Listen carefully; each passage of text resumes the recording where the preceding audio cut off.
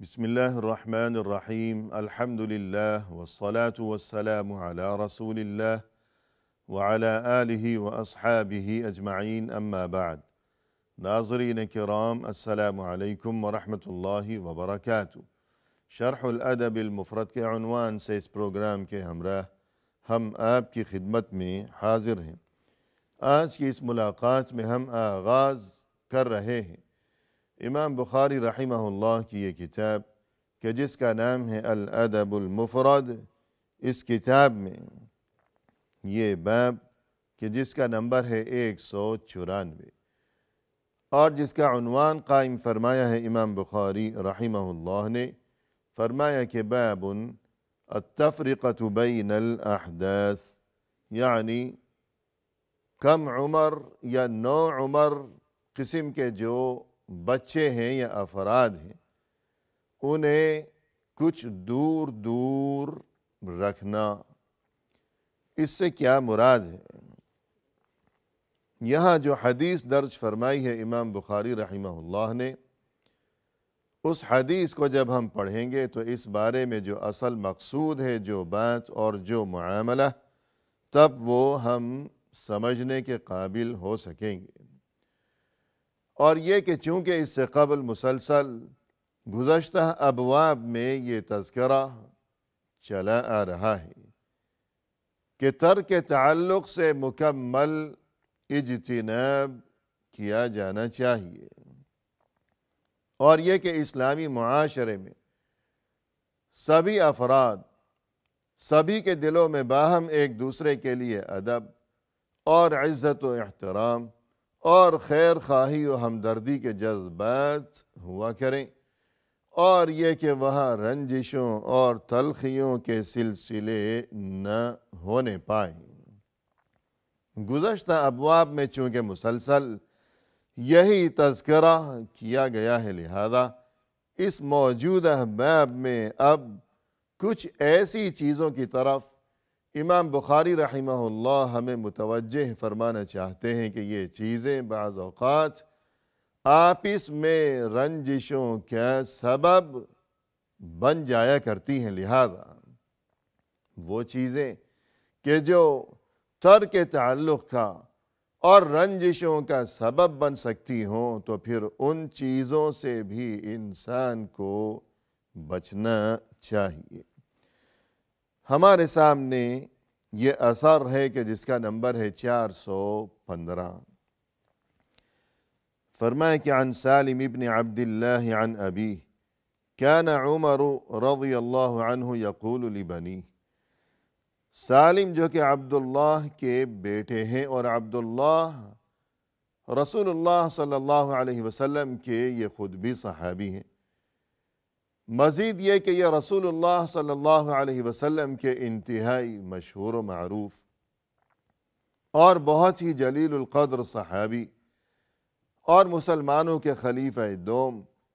کہ جن کا نام نامی اور اسم گرامی ہے حضرت عمر ابن الخطاب رضی اللہ عنہ۔ حضرت عمر کے بیٹے ہیں عبداللہ جو کہ صحابی کے بیٹے ہیں اور خود بھی صحابی ہیں، اور ان کے بیٹے ہیں سالم، یعنی حضرت عمر کے یہ پوتے ہیں سالم۔ سالم نے اپنے والد عبداللہ سے روایت کرتے ہوئے یوں فرمایا کہ میرے والد عبداللہ یوں کہا کرتے تھے کہ میرے والد یعنی عمر ابن الخطاب رضی اللہ عنہ کا یہ معمول تھا کہ وہ یوں ارشاد فرمایا کرتے تھے اذا اصبحتم فتبددوا۔ اپنے بچوں کو گھر میں حضرت عمر ابن الخطاب رضی اللہ عنہ یوں فرمایا کرتے تھے کہ جب صبح ہو گئی اب تم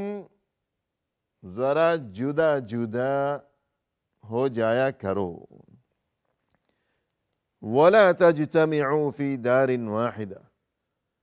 ایک ہی گھر میں ٹک کر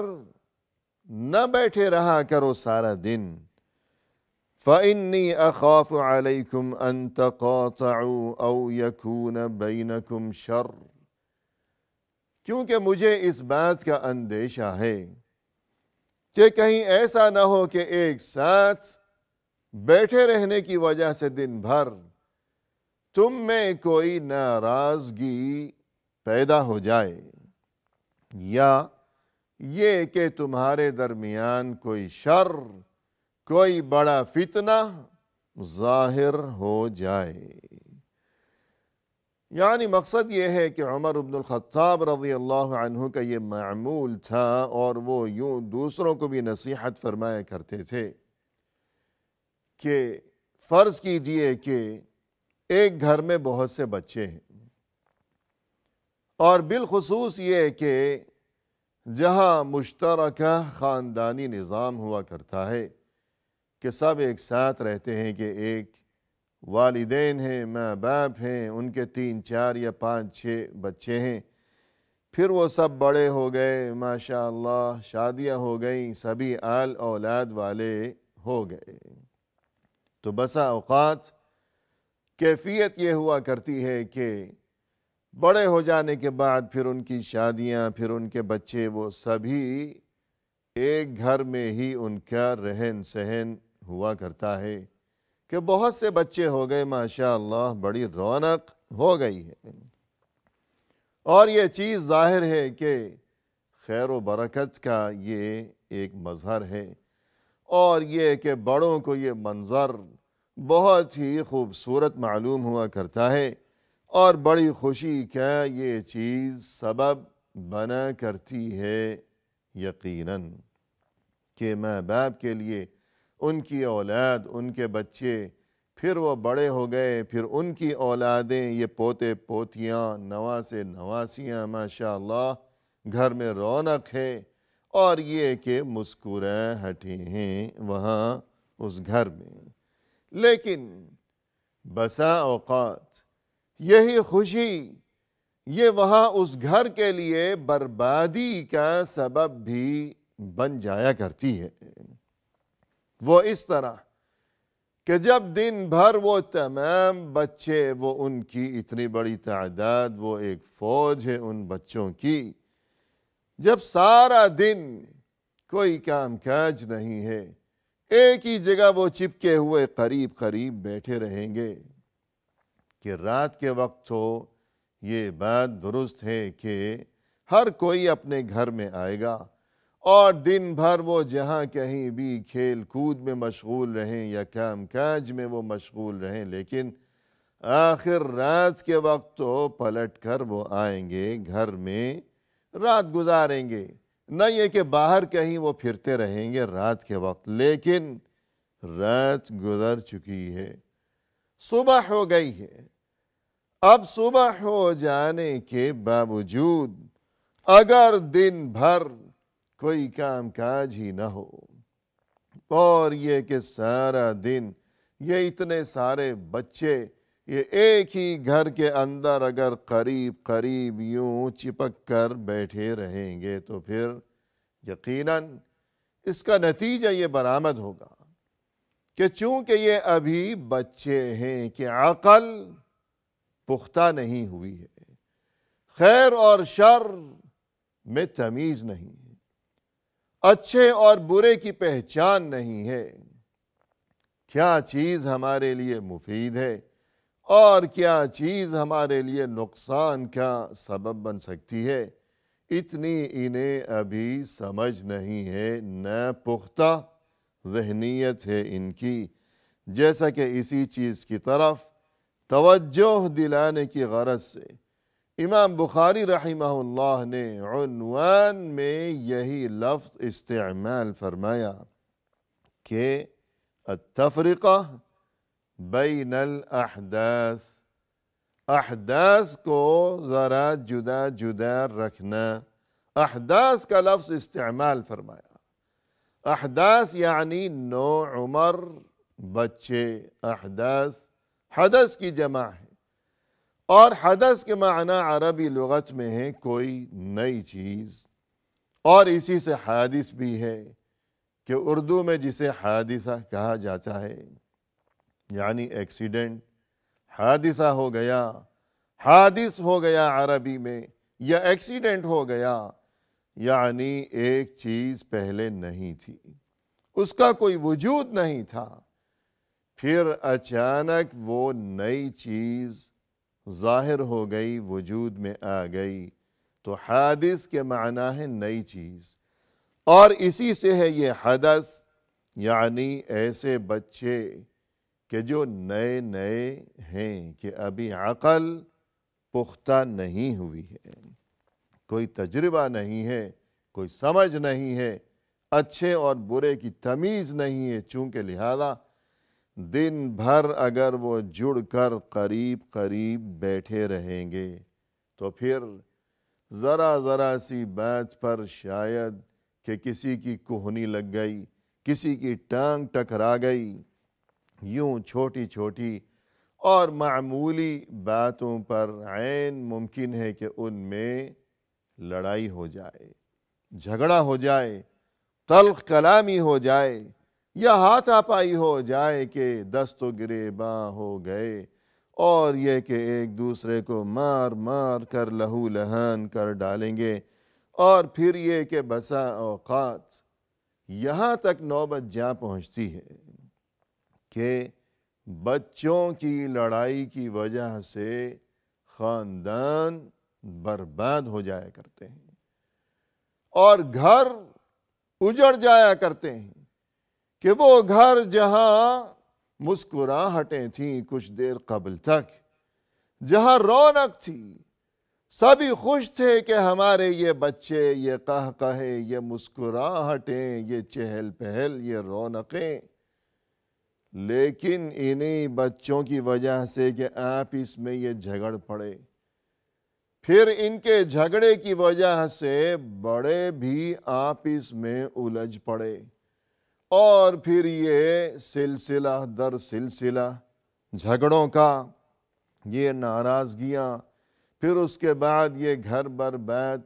اور پھر یہ کہ تقسیم کی نوبت آ گئی، رشتوں میں دراڑ پڑ گئی، اور گھر کا بٹوارا ہو گیا،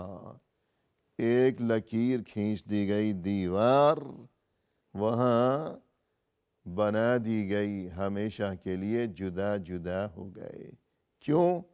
بچوں کے جھگڑے کی وجہ سے۔ پھر اس کے علاوہ مزید یہ کہ بچے چونکہ ناسمجھ ہیں، لہذا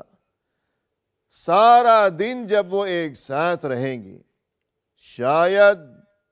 کسی کی زبان سے دوسرے کے لیے کوئی ایسی بات نکل جائے، یا کوئی ایسی حرکت وہ کر بیٹھے کہ عقل تو ابھی پختہ نہیں ہوئی ہے، کوئی ایسی حرکت اس نے کر دی ہے، یا کوئی ایسی بات کہہ ڈالی ہے کہ بڑے ہو جانے کے بعد جب عقل پختہ ہو چکی ہے، اب زندگی بھر کے لیے مرتے دم تک، آخری سانس تک ندامت ہے، پچھتاوا ہے، حسرت ہے، افسوس ہے کہ کاش میں نے یہ بات نہ کہی ہوتی، کاش میں نے یہ حرکت نہ کی ہوتی، جس نے وہ حرکت کی ہے وہ بھی شرمندہ شرمندہ کہ نہ جیتا ہے نہ مرتا ہے، اور یہ کہ بڑی پریشانی کا اسے سامنا ہے، اور وہ دوسرا شخص کہ جو متاثر ہوا ہے اس کی اس بات کی وجہ سے، یا اس کی اس نامناسب حرکت کی وجہ سے، وہ بھی زندگی بھر جوان ہو جانے کے بعد، پھر بوڑھا ہو جانے کے بعد، آخری دم تک جب بھی اسے یہ بات یاد آئے گی تو اس کے لیے بھی یہ بات بڑے صدمے کا اور دلی رنج و الم کا سبب بنتی رہے گی۔ لہذا یہی وجہ ہے کہ عمر بن الخطاب رضی اللہ عنہ کا یہ معمول تھا، اور اسی طرف وہ دوسروں کو بھی متوجہ فرمایا کرتے تھے کہ بچوں کو صبح ہو جانے کے بعد ایک ساتھ گھر کے اندر وہ بیٹھے رہیں، قریب قریب ہیں، نہ کوئی کام کاج ہے، نہ کوئی مفید قسم کی مشغولیت ہے، تو ایسا نہیں ہونا چاہیے، بلکہ انہیں دور دور رکھا جائے، کسی مفید کام میں انہیں مشغول رکھا جائے، کوئی تعلیم و تعلم کا سلسلہ ہو، اور یہ کہ تحصیل علم کے معاملات ہوں، لکھائی پڑھائی کے سلسلے ہوں کہ وہ گھر سے نکلیں، کہیں مدرسے میں جائیں، اسکول کی طرف جائیں، یا کسی مفید قسم کا کوئی کام دھندا انہیں سکھایا جائے۔ یوں سارا دن اگر وہ گھر میں بیٹھے رہیں گے تو پھر یہ چیز بڑے فتنے کا اور خرابی کا سبب بن جائے گی۔ اور اس کے بعد ناظرین کرام، ہمارے سامنے یہ نیا باب ہے کہ جس کا نمبر ہے 195۔ فرمائے کہ باب من اشار علی اخیہ وان لم یستشرہ، وہ انسان جو اپنے مسلمان بھائی کو اچھی بات بتائے حالانکہ اس نے اس سے کچھ پوچھا نہیں ہے، اس نے کوئی مفید مشورہ اس سے طلب نہیں کیا، لیکن اس کے باوجود از خود اپنی طرف سے انسان اسے مفید مشورہ دے رہا ہے، اچھی بات بتا رہا ہے، اس کی رہنمائی کر رہا ہے، اسے ایسی بات سکھا رہا ہے اور سمجھا رہا ہے کہ جو اس کے لیے دنیا و آخرت میں خیر و خوبی کا سبب بن سکتی ہو، اسے یہ بتا رہا ہے حالانکہ اس نے اس سے کچھ پوچھا ہی نہیں ہے۔ مقصد یہ کہ اگر کوئی ایسا کرے اور اس قسم کی صورتحال پیش آئے تو یہ یقیناً اچھی بات ہے، اور اس میں قطعاً کوئی برائی نہیں ہے، کوئی قباحت نہیں ہے۔ کوئی یوں نہ کہے کہ جب اس نے تم سے کچھ پوچھا ہی نہیں ہے، مشورہ مانگا ہی نہیں ہے، تو تم اپنی طرف سے اسے کیوں اچھی بات سمجھانے بیٹھ گئے؟ تو یہ انداز فکر درست نہیں ہوگا۔ اچھی بات بتانی چاہیے، سمجھانی چاہیے، کوئی پوچھے یا نہ پوچھے۔